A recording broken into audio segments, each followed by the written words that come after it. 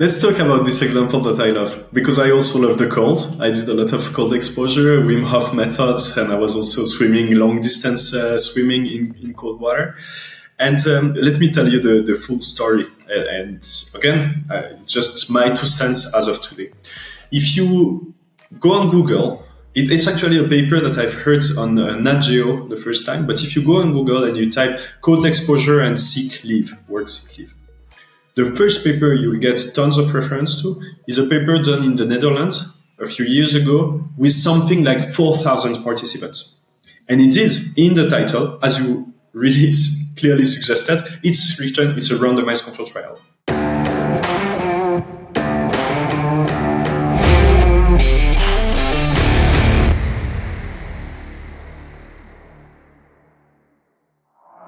Quentin, welcome. I'm really excited to have you. I've been looking forward to this conversation because I think we're going to be talking about a topic that typically is very technical, but I think really everyone should know about it. So do you want to start by introducing yourself and what it is you do? Yes, sure. So thanks a lot for having me. It's really a great pleasure. So in short, my passion, my obsession, and my field of expertise is indeed the study of causality. Technically speaking, it's called causal inference.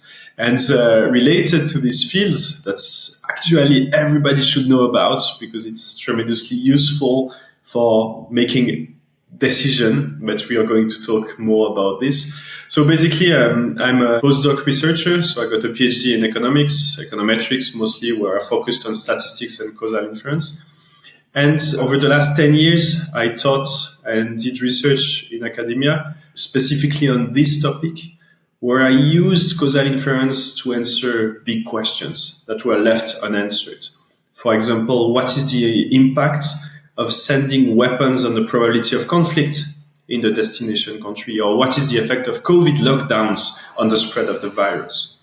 And during those years, I had the opportunity to teach to about 12 to 13,000 students now, and from really a wide audience, from researchers in biomedical research, doing research with animals, to managers, and had a lot of contacts and more with people in the industry to help them make better decisions. So really glad to be here and to share this field that I love so much and that should be very useful for your audience.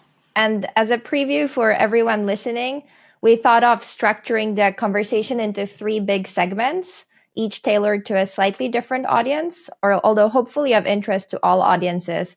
The first one being a causal inference for data scientists. The second one, causal inference for business owners and executives. And then the third one, causal inference for the general public. So starting with causal inference for data scientists, thinking about the average data science student, maybe an undergraduate, someone who's not a PhD in statistics or economics, why should they care about causal inference? Well, this will be basically useful for everyone, this answer. Basically, causal inference is a very niche topic. It's really something that few people master and use. But surprisingly, it's something that's used everywhere, every day by anyone. Basically, as it's interested about measuring and connecting cause and effects, most of our choices, our decisions that we make every day are based on causal chains. But very few people are trained to actually measure and prove that it's not just a correlation, an association, but it's indeed a causal link. And this leads to many costly mistakes. So for data scientists, it's really basically I just recently wrote an article about this and posts. If you look for causal inference on Google Trends, it's really exploding in the recent years. There are more and more interests. It's very interesting because it comes at a time where people focus on AI a lot and on machine learning. And machine learning is mostly about predictive inference. You try to predict something based on what you observe. And causal inference is completely different. It's really you try to know what will happen if you change something. The logic is completely different. And hence it's more the fact that it remains a niche topic, but it's useful everywhere, will really give a huge advantage on the job market to the people in data science who will learn this. Moreover, the really exciting part today, merge the two worlds together. You have causal machine learning now. So if you know already a bit of machine learning or are interested, and you add on top of this causal inference, you're really on the top in your field, and you'll have a really great asset on the market. Could you give an example of a data science application where prediction could look like a good choice, but it actually isn't? Yes, so I might make some people angry about this, but basically where prediction is very important and used in data science is for marketing. So basically you try, and some of the most famous models or one type of model to assess the return on investment of marketing campaigns, which is a causal question, right? It's really you invest X and you get this in sales. So this is really a causal questions. Well, basically, most of those algorithm consultants using those use predictive algorithm. If you take the main models made by Meta and Google engineers, it's lightweight mixed marketing models, LMMM, and Robin, which is made by Meta. Both are mostly predictive models. So basically, if you use this to just a predictive model, you just look when you spend this much on ads, how much you get in return in sales, for example, on other KPIs. You can include some seasonality and other things, but still, if you fail to understand that this is not a causal model, it might be completely misleading. And if you fail to understand what is causal inference compared to predictive inference, you might not realize that you have a lot of confounding factors. Things that explain this relationship, that you think that it's caused by the ads, but maybe actually it's caused by a change in the competition ad spending. Maybe it's due to some events on the market that correlates with your ad spending actually. And so that's a big topic that where I talk a lot with people doing consulting, giving advice in MMM, so mixed marketing models. And some people get it, and I'm talking a lot with folks, I think they are based in India, Arima Labs, where they used advanced econometrics and causal inference models jointly with mixed marketing models, and many others where they completely fail to understand this, and in my opinion, gives very misleading advice to companies and clients. So from a data scientist point of view, something I sometimes encounter is that there's a lack of clarity in terms of where does the causal identification come from versus what is the tool. Because one thing is, how do we establish that we are actually measuring a causal effect, what we call identification in economics, at least. And then the other part is, what tool do we use to measure it? And there can be many tools ranging from simple comparison of means to very fancy machine learning based tools. Could you talk a little bit about that? Yes, so the essence of causality and causal inference is so fascinating, because one thing that might be frustrating to some, but actually that's one of the main reasons why I'm so passionate about this and why we need so tremendously more people involved in this, is actually you cannot prove causality directly with a test. And that's fascinating. You can use statistics, you can do a lot of things, but it's not like you can run a statistical test, get a p-value, and it's statistically significant or not, meaning that you have a causal effect or not. And why is that? Maybe let's dive together now in really the bottom of this question of causal inference. So the thing is, to answer a causal question conceptually, or let me take my usual example. Let's say you have a headache. You start this podcast, you really want to focus, but you have a headache. So you decide to take a pill. And after 15 minutes, the headache is gone. You feel great. But if you're like me, potentially like us, like people working in causal inference, that's where you start questioning, right? Was it really the pill? Was it because I drank tea, because I took a nap, because I get some rest? And the thing is, it's impossible to know. It's impossible to know because all those effects are confounded. The world is very complex, and hence you have always many things changing at the same time. This is what we call the unconfoundedness assumption, the fact that your effects should not be confounded with something else in order to be causal and not just correlational.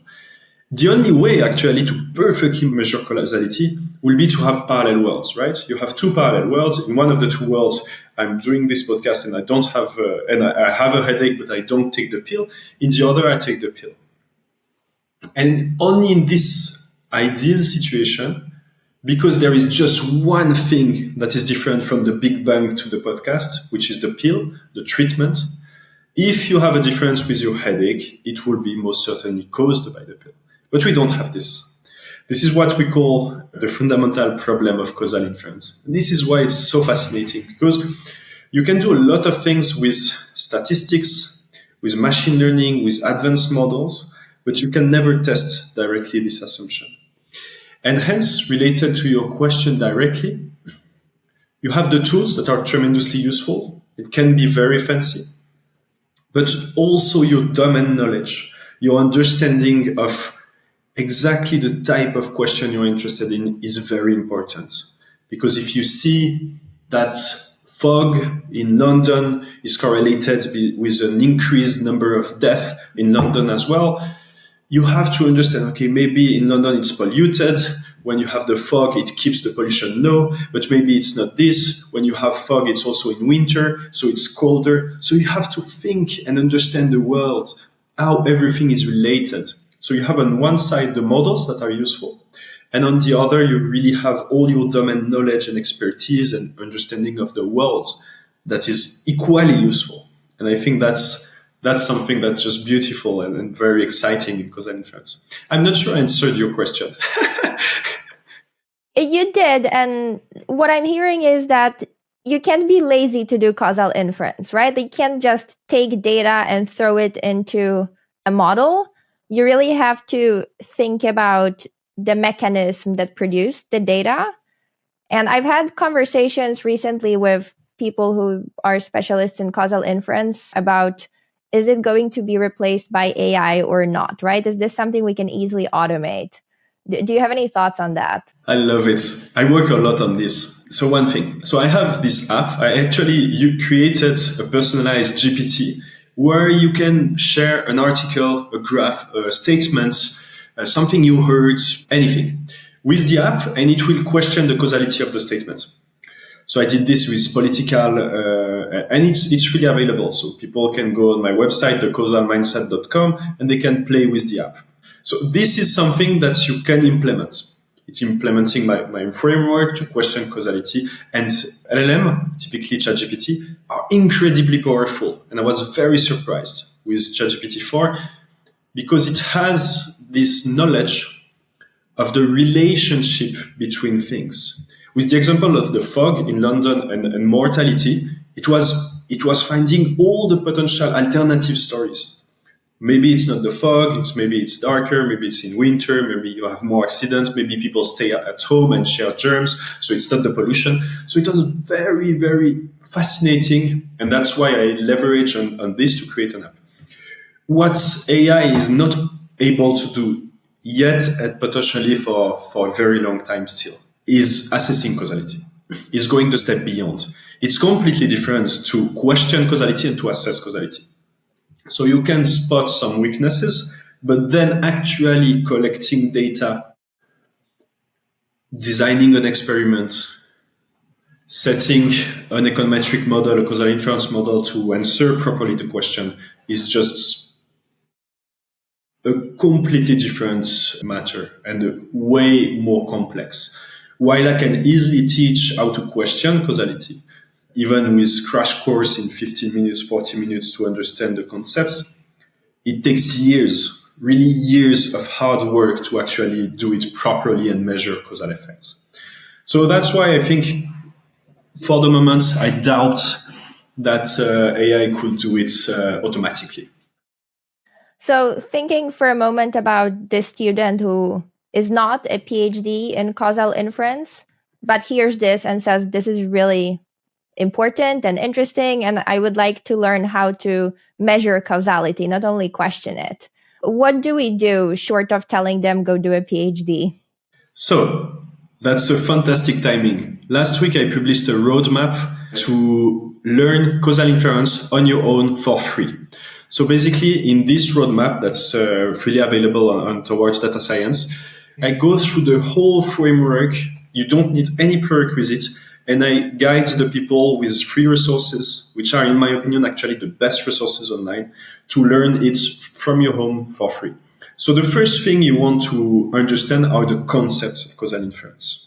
What I just mentioned about parallel worlds and unconfoundedness. This is the first thing you have to understand, and the difference with prediction inference. Once you understand the big picture, you need technical tools. And those technical tools, you have two types. First, you need to know a bit of statistics, typically linear regression.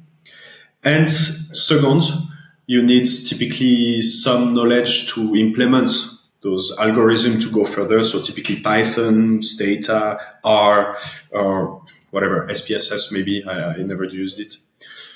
Once you have those first things, you can also formalize the big picture with the two main framework that works jointly, actually, the theoretical framework that helps to talk with other people working in causal inference, to understand those concepts, to work properly and understand the books. And it's basically to learn how to draw graphs, causal graphs, directed acyclic graphs, and what we call the potential outcome model.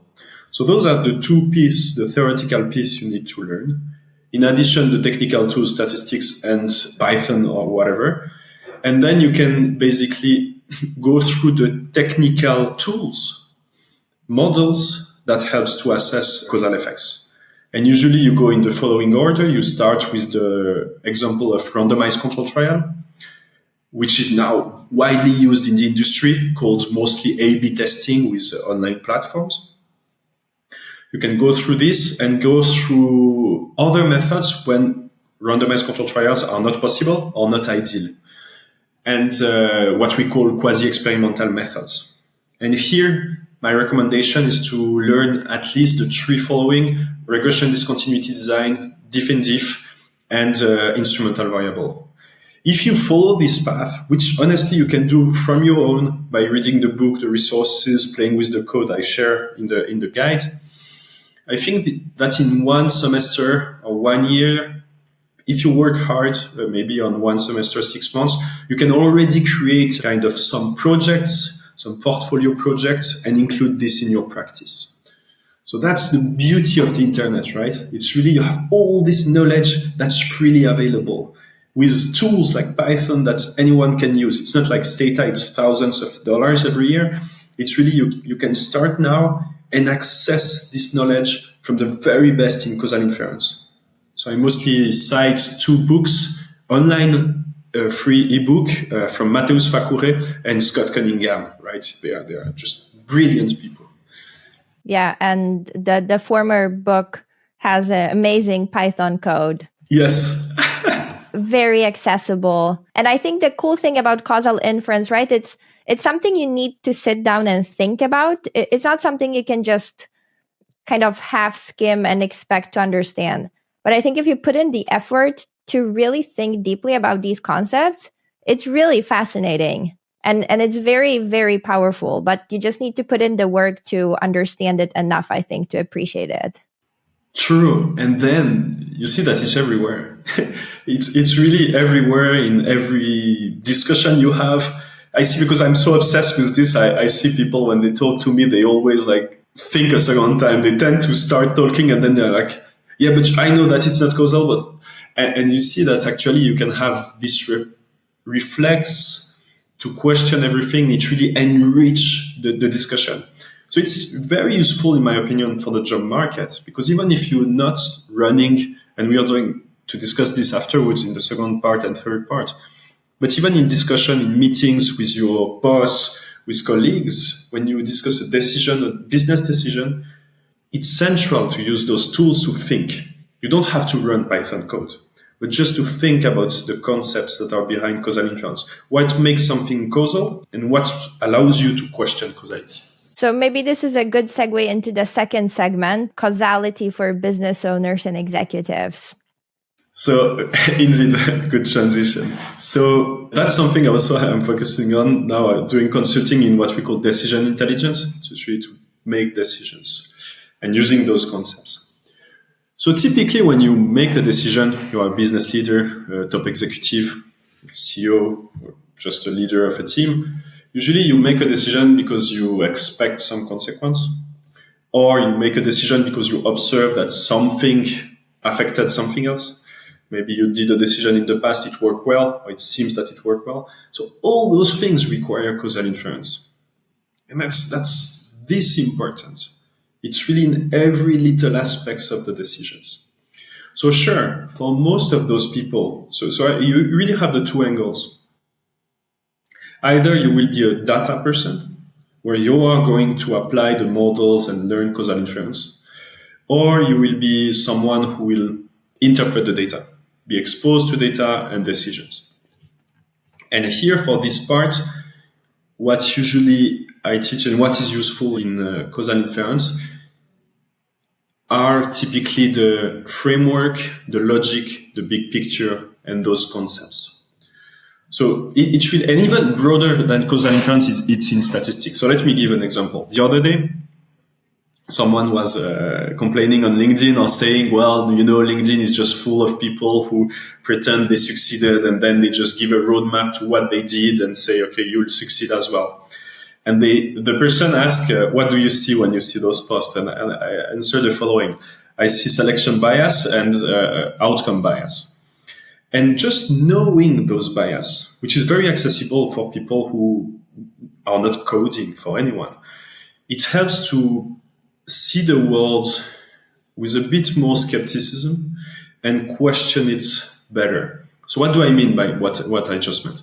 So first, you have the selection bias, which is the fact that the person who succeeded and show their success just select where they succeeded and not maybe mentioning all the failure. And you don't see potentially all the people who did the same thing and failed. So they're really selected. It's the same thing with the high school dropouts who were really successful. I'm not sure now, but maybe Mark Zuckerberg or maybe Bill Gates. I'm not sure again.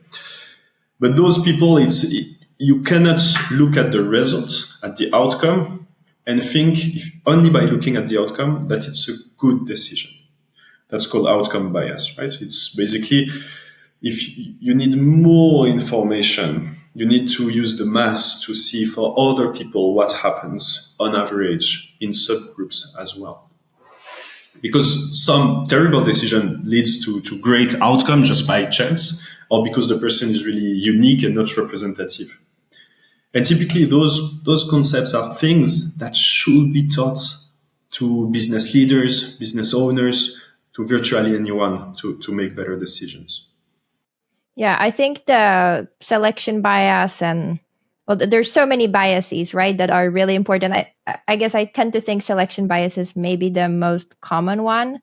But I was talking to someone just yesterday about these online, I guess, so-called money-making gurus who have a course and a method and claim that it works, right? And if only someone could implement the course on a big population and measure the outcomes, right? Of course, no one has that data or publishes that data if they have it. But that's what we would really want to have.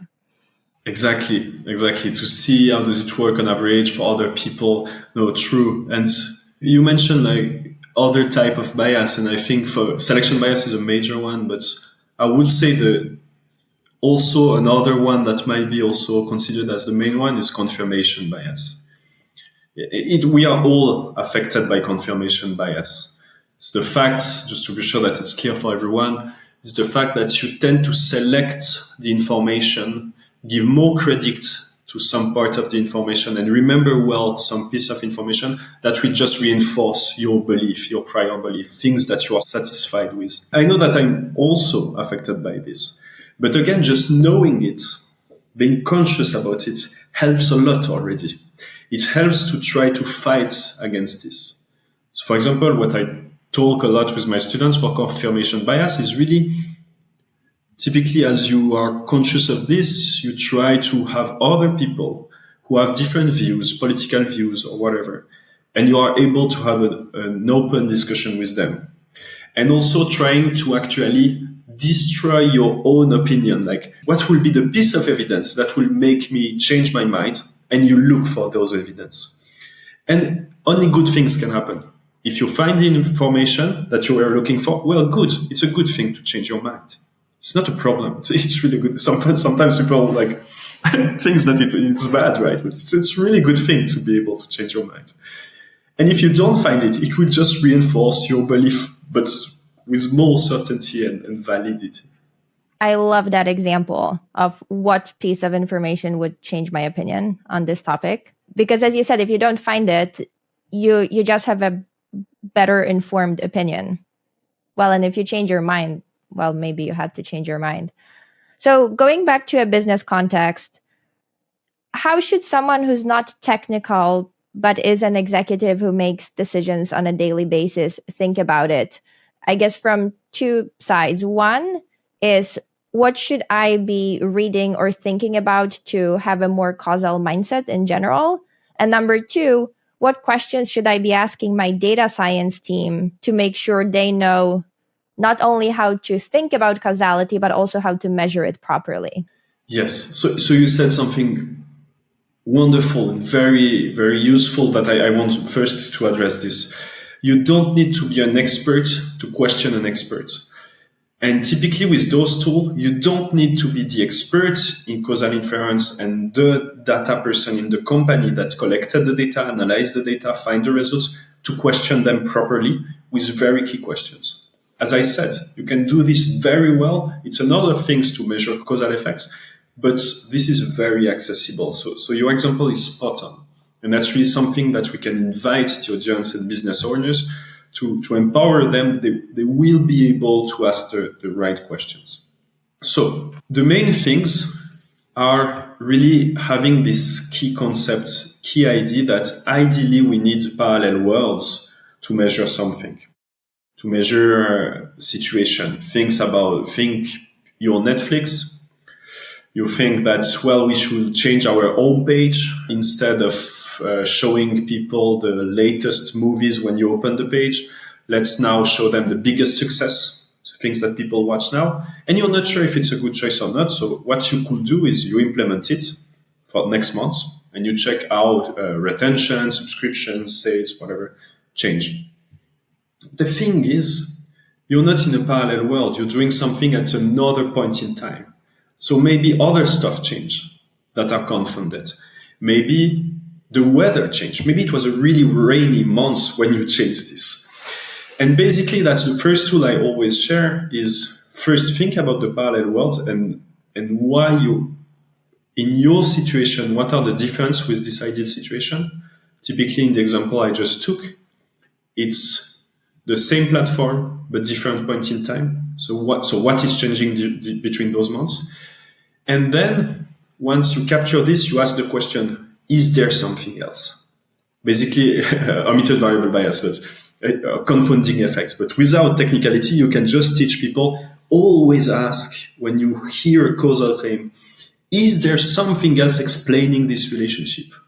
So with the Netflix, you have fewer sales. Is it because of our homepage or because it was very sunny? So fewer people were watching the platform and watching movies and whatever. And then typically, if you're a business owner or leader, executive, and you see a report, you can ask this question to the data people, right? You can say, did you take seasonality? How do you address the fact that maybe it's affected by the weather? And then the person has to convince you. You don't need yourself to know how to do it technically. But the person in front should be able to convince you that they took this into account. Otherwise, it's not a problem.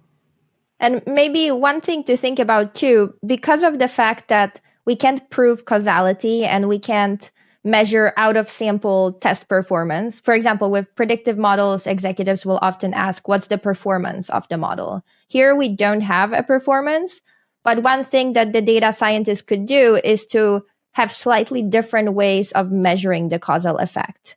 Maybe we are looking at, I don't know, the price sensitivity of our customers. And so we have a causal estimate. But how do we gain confidence in that? Well, maybe we look at two different subpopulations and we see if the differences in the estimate align with intuitions. Maybe we have higher income customers are less price sensitive, right? If that's what we find, that makes sense. If we find the opposite, then maybe we should question the framework a little bit more. Yes, indeed. So you point to a key concept in causality. Usually you have key concepts like also the consequence usually takes place after the cause, but also something that you mentioned that is key in causal inference is the rationale. Why do you expect this to happen and why do you expect it to have this sign? In medical research, it's really a foundation. Before running the experiment, you should really explain your hypothesis and what is the medical rationale behind. Why do you expect that cold exposure will boost your immune system? And actually, I don't take this example by chance, randomly. It's because you don't have a clear rationale in medical research why you would expect this. You have some discussion, but it's really not clear. And typically in the research on cold exposure, that's a big missing part. What would explain exactly this? So you have, I won't explain it here, but you have some rationale, but it's really discussed and not that clear at all. And usually you need this piece to be sure why do you expect a positive effect, you find it, and also you have the whole framework that ensure that you did things properly and not just, again, confirmation bias. You just want to prove something and you test and you show that it's there. I am very intrigued now. I'm a big fan of cold exposure. I actually have a cold plunge that I jump into every morning. I guess with cold exposure, the thing that's good about measuring the effects of it is that you can actually do a randomized controlled trial, right? Like we can put people in a cold plunge randomly. Let's talk about this example that I love, because I also love the cold. I did a lot of cold exposure, Wim Hof methods, and I was also swimming, long distance swimming in cold water. And let me tell you the full story. And again, just my 2 cents as of today. If you go on Google, it's actually a paper that I've heard on Nat Geo the first time. But if you go on Google and you type cold exposure and sick leave, work sick leave, the first paper you will get tons of reference to is a paper done in the Netherlands a few years ago with something like 4,000 participants. And indeed, in the title, as you really clearly suggested, it's written, it's a randomized control trial. But the thing is, so basically what happened, the bottom line in their finding, they randomized the thousands of people in 4 groups, one without cold exposure, but shower every day. And the 3 others are shower every day, but finishing the shower with a cold exposure of something like, I'm not sure now, but I would say 15 seconds, 30 seconds, and 1 minute and a half. Or 30 seconds, no, it's 30 seconds, 1 minute and 1 minute and a half. And basically the main result is that the people who were exposed to the cold had a reduction of a third of the sick leave for work. So massive effect size. The main thing, you have 2 issues with this randomized control trial. The thing is you cannot blind people. Usually what I mean by blinding is it's one of the property randomized control trial. You want to prevent people knowing if they take the pill or not, the treatment or the control. You know when you take a cold shower, right? It's impossible to hide. And you don't have any way to circumvent this. So then, that's why usually in medical research you will give a placebo. It's to avoid the placebo effect. But then we'll talk about, you have several levels. So if it's just a placebo effect, because you expect it to work, you know the rationale that it boosts your immune system, maybe you just feel stronger, even if it's just in your head, you just feel, okay, I can endure cold shower every day, so now I can go to work because even if I'm sick, that's not really a problem. That's a good thing to know, right? It's useful. Even if it's just placebo, it's useful. But the thing is, it's a bit worse than this. In this paper, to this scale for specifically cold exposure, everything was self-reported. So then it leads to another layer, another bias that's useful to know. That's called a desirability bias. People like to be liked. They know what we expect from them when they are exposed to cold. So maybe this affected the way they report, the way they behave, just because Maybe there are no effects. Maybe they feel terrible, but they just wanted during the study to go to work due to this bias. So, and the bottom line is also we still struggle to know exactly the rationale why we would expect this increase in the immune system response. There are some discussion like decoupling and different things, but well, that's basically typically all the things I did here. I did it without any math, right? It's typically the tools that I use. So anybody, a business owner, anyone who wants to put a bit of effort could literally look at scientific research and question it just as I did. That's why I find it fantastic and so beautiful, because it's really useful and could be made accessible. And so I think this is a great example and transition into our final part, which is causal inference for everyone. And I love this example because, and I think just to clarify, we're not saying that cold exposure is bad, right? But you are showing how do you assess a scientific study that claims a certain causal mechanism of how cold exposure would affect the immune system. And if you think about it, thinking in this causal way is useful for, I would say, most decisions you will be making in your everyday life. So do you have any examples just for the average person who thinks, well, why would I really want to think about this like that? I try to think about example, but let me just react to what you said. It's very important because sometimes when I talk about this, people get the message wrong. The fact that you can question, as you said, does not say that the effect is not there, that it's not the truth. It say you need something else to be very sure, to have a higher level of confidence. I'm not saying at any point, and you're right to point this, that cold exposure is not working. It's not this type of evidence that I mentioned has some weaknesses.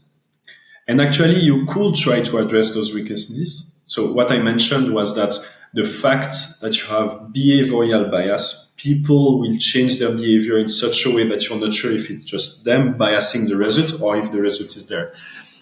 And how do you fix this? Well, you measure things that people cannot control. So it could be and I had discussion on LinkedIn about this and debating about people in medical research. You could try to measure things. It's not self-reported. It's really like temperature, some blood sample to capture different indicators that people will not be able to manipulate. So most of the time I have all those critics, but we also have some way to fix it.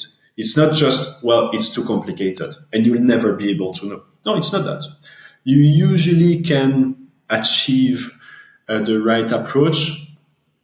And also related to the broad audience, most of the time, I mean, we are not able to run a randomized control trial for all our decisions, right? I always take this with my children. I mean, they are crying in the evening because there's something wrong. We are trying to help them find their sleep. I'm not going to go on Google and look all the randomized control trials. Should I go and comfort her or let her 5 minutes cry? It doesn't work like this. So it's necessary to also be able to make decision without clean, perfect setup, which is what we do most of the time. But at least to have these small like red flags. Okay, maybe there is a big risk here, or there is no risk or little risk here that it's causal. It helps. It helps tremendously to make better decisions. With voting, I mean, populist parties, politicians are experts to mislead people using some evidence. You show a graph, things are moving together, and you conclude that it's causal. And then you build a whole narrative. And typically those tools should help anyone to be, wait a minute, is there something else? Is there something else explaining this? And then you start seeing that way too many people are way too confident about what they are saying. And I think this is really something, I mean, in Switzerland, we vote for laws, political decision every other month, maybe a few times per year. And you have political campaigns that are really known to be really abusive and misleading. But if you have those tools, again, and if you are willing to think by yourself, I think it can really help in those situations. Or journalists, we were talking about anyone. I mean, journalists, you have an interview, It's not possible to fact check everything. It takes time, and it requires also that the answer exists somewhere. It's not always the case, but if you're able at least to just think like this, even live during an interview, it could be useful. Should think about other examples, but I don't have exactly now. Maybe you. Yeah, but I think you touched on a key thing, right? You said you need to have the willingness to adopt this mindset. And I think because of the confirmation bias, it can feel very threatening to try to question one's beliefs, right? Maybe we see two things move together, right? Some, I don't know, economic indicator, there's a story tied to it of whose fault it is. And we're very attached to that story. But I think one thing that should motivate people to be more, I guess, use critical thinking more, right? That's really what it's all about, is that in the end, if you get the causality wrong, there's a chance you end up hurting yourself because you adopt a policy that's actually not working and may even be counterproductive. Yeah, exactly. That's totally true. So with the example of daily life, it made me think what you mentioned. I have those examples every day because I always think about this. But for example, I have my coach, my fitness coach, who told me I was preparing for a race, and I had one of the step was doing the rowing machine during this particular fitness event, and my coach told me, okay, you need to follow my protocol for a month. You test today for 1 kilometers max effort, and you test again in 1 month. And directly I was like, but how do you know if there is a difference? There are so many factors. Maybe I slept better. Maybe I will be a placebo effect. I really want it to work. Maybe today I will set a mark. So then it's way easier to beat this mark because I have a reference point. Maybe I changed my diet. Maybe I did other exercise that helped me with the cross training. So then we had this very rich discussion about this, and that's typically a thing that is useful.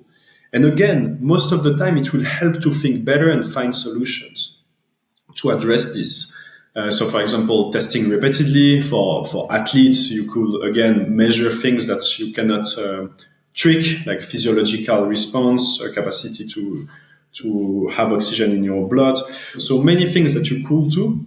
But at the individual level, you can also just think better. Okay, is there really something that might affect significantly this result, or could I be confident that there is an effect? And yeah, those things are really everyday life useful with situation that helps to think better. Not to get into discussions about, say, diet and exercise specifically, because it's such a complex topic, right? But I think most people care about feeling good, and they look for advice about, say, exercise and nutrition that's going to help them optimize health and well-being. But the body is a complex system, right? So it's extra hard to pinpoint causality. But of course, there's a lot of people out there with incentives selling a certain program or a diet. And that's exactly where you should be questioning, right? And again, I'm not saying that people are lying to you, but just be skeptical. Like, why is this thing working? Why can you be confident in it? It's perfectly related to usually the second concept I teach. Next to is there something else? I like to talk about can we extrapolate? So the external validity, technically speaking. So basically something can be very robust, properly made with a randomized control trial, very clean, on a small sample at one point in time with some person, but it might not work at another point in time in another part of the world. And this is always something we should question. I mean, in medical research, historically, we have done medical research mostly on male patients. And there were several reasons for this, but mostly some good, some questionable. But there is a clear issue that's so evident. So one of the reasons was actually that menstrual cycle increased the variability of the response to drugs. And hence you need a larger sample because it's more noisy to observe your effect. Larger sample means what? More money, more time. So to save money, arguably, people focused on the male population as patient. And what happens is at the end of the 90s, in the US, 8 out of 10 drugs withdrawn from the market. have been withdrawn due to side effects found only for women or mostly for women.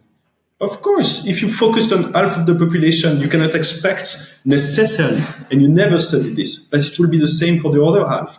Most importantly, because you know actually here that there is a factor, hormones and menstrual cycle here, that affects the response to the treatment, but you refuse to test it. So this is about external validity. And this is another concept that I think that's really useful to question. Something might have worked in the 80s, maybe not today, because something changed. Maybe, and in research, even you have a famous paper in Nature called Most People Are Not Weird. And the weird is actually an acronym for Western, educated, and I'm not sure white, or I'm not sure, because most of the research focus on those people. And then basically you conclude that it might work, but not necessarily. You have lots of people, if not the majority, which the vast majority actually, that will not fit this definition. So yeah, that's also a very important point that you mentioned. And I think these kinds of examples speak to people, right? Because they can be understood by anyone. And earlier, you mentioned some of the research areas that you have worked in related to policy. And I think you mentioned COVID and a few other things. Do you have any examples from your research that are related to policy that you think people might find interesting? Yes. So typically, sometimes you have the things that affects both at the same time, and what we call reverse causation. And that's one of the, it's very tricky to solve this issue. And that's one of the main issues I faced with two of my main papers. One, I worked 7 years measuring the effect of sending weapons in Africa on the probability of conflict, on the intensity of conflict and the refugee flows. And the main issue is that many people will say, well, we know if you have weapons, more violence, it creates issues, right? But then the thing, if you miss this proof, causal proof, you always have lobbyists, arms, weapons exporters and producers that then can say, well, it's just a correlation. When you have a conflict, you have more imports, more weapons because there is a conflict. If you don't send weapons, people will kill each other with machetes, with other white weapons or all other things, which is actually not true in the sense that weapons are so efficient that indeed, and it's what I found in this paper, it increased the probability of conflict, the intensity, and the people fleeing the country. But without this evidence, it misses a piece also to enforce laws. So you have several frameworks to protect this and control arms trade, but it really missed this piece. And that's typically when it was useful to bring additional evidence and robust evidence about this and causal evidence. It was the same with COVID, at the beginning of the lockdowns.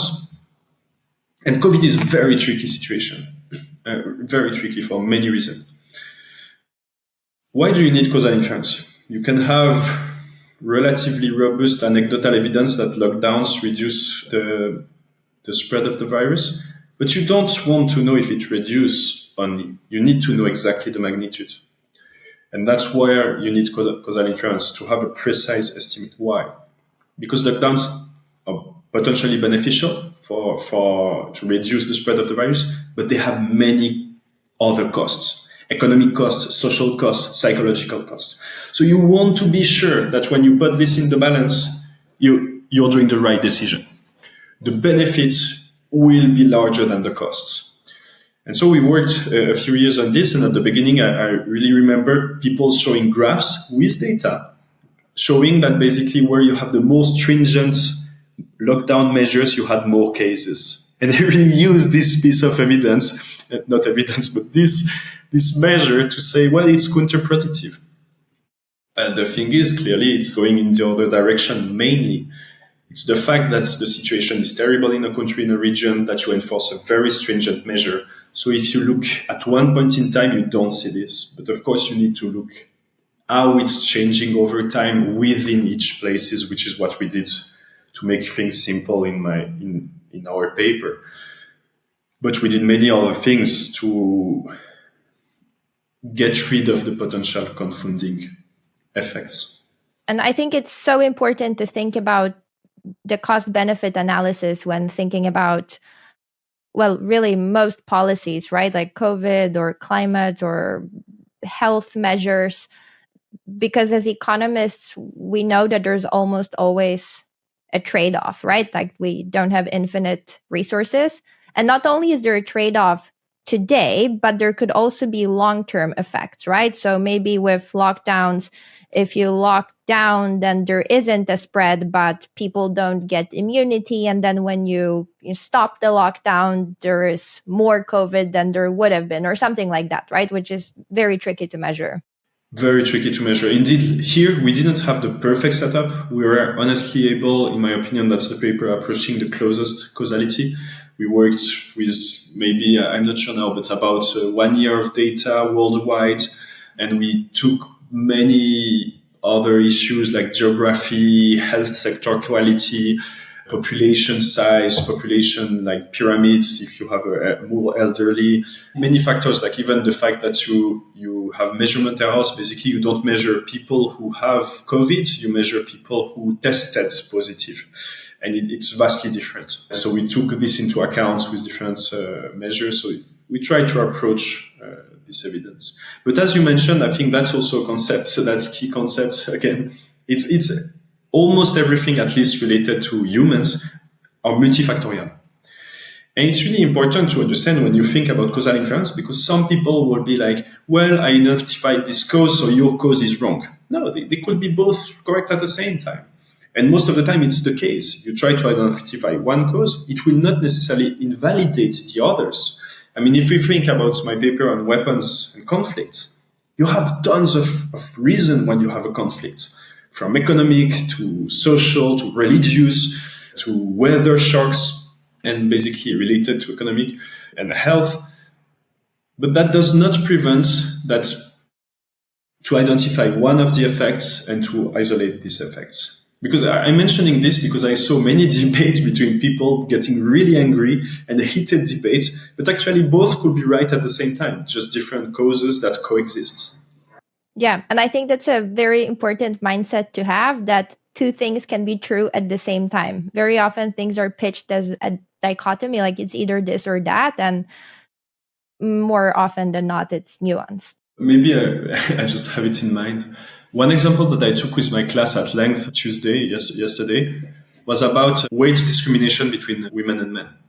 It was really interesting because with causal inference, you can really dive into this and understand what are the tools that people use to debate about it and discredit the findings that you have discrimination. And basically, when you think about it, you're able to understand all those things. So the main problem is that you can say that you have a correlation between women and today, not talking about the cause, it could be a social constraint, could be imposed by many things, but you can observe that just given the statistics, you have more part-time women working part-time with lower responsibility, lower risk, lower movement, and all those things are not rewarded on the job market. So then people, basically the issue is that the sign of the effect, it's in the same direction. If you work less, you earn less, and if you have discrimination, you will earn less. So then the issue is that actually the two are confounded because they go in the same direction. That's what you call an amplification bias. It's going in the same sign, so it allows for the debate. If it was in the other direction, opposite direction, there will be no debate. And those things help to think about those mechanisms, why you still have a debate, and why it's hard to disentangle all the factors. Just to be sure that it's clear, because I know that it's a kind of a sensitive debate today. Sure, it goes way beyond just wage discrimination. You have even the access to the position that's discriminated. So then if you just do kind of a simple comparison between the people at a position with other at the same position, well, maybe women didn't even have the chance to reach some level of hierarchy or some positions. And for this, actually, you have other type of models related in causal inference to do this. You have selections model that measure exactly this, the barrier to entry, and that can add the penalty when you look at wage discrimination, like two-stage Ekman model. the additional penalty due to the fact that maybe you don't even access to the job. So I think those things are typically, daily life things that you hear debated that help you to think about it. And for someone who isn't a technical causal inference expert, but would like to have some more judgment when they say hear a news story or read an article, would you say a good test is, suppose it's a news article, right? So the journalist is not a causal inference expert, but the questions to ask would be, are they going beyond just showing a chart where two things are correlated to draw conclusions? Do they have some extensive reasoning where they question different explanations? Are they referring to scientific literature, right? I think if you're going to write about, say, the effects of discrimination on wages or something as complex as that, you really should do your homework and go look at the literature that talks about that, right? Yes, totally. So those questions are useful. If I mentioned really, as we said together, is there something else finding? Is there an alternative explanation that has been taken into account or not? This is very, very useful, in my opinion. Can you extrapolate? And indeed, I mean, I'm mostly skeptical about everything because I know that it's so complex. So actually, but I always tell this also. So it's I will be skeptical about everything, even if it's a science peer-reviewed, published in Science or Nature, top scientific journals. But sure, my level of skepticism is different compared to an influencer on Instagram or TikTok. It's just, I will give less credit to start with, given the source. So it's still related to fact checking. But usually, if I have the time, I will always try to go as deep as I said with the example of the cold shower exposure. I hear this in the documentary. I look on the internet, I find the paper, I read the paper, I question the paper. And sure, this is not maybe accessible to most of the people, but that's also why I built the app, because you can give the report to ChatGPT, to my app, basically, and it will raise some point and help you think and question. This is maybe a good note to end on. I guess for one, we're going to link to all the resources you mentioned. Regarding your work and what you offer in terms of services, is there anything you would like to say if there's someone who's listening and maybe is in need of consulting, runs a business? Thanks a lot for suggesting. So yes, let's share it, because I have a ton of freely available content.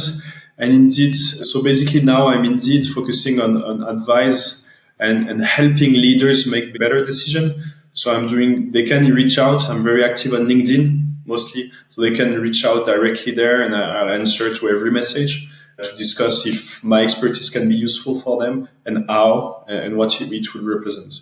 So thank you very much for the invitation, for this exciting chat. It's always a pleasure to share and discuss about causality. Thank you. Thank you for coming. This was super fun.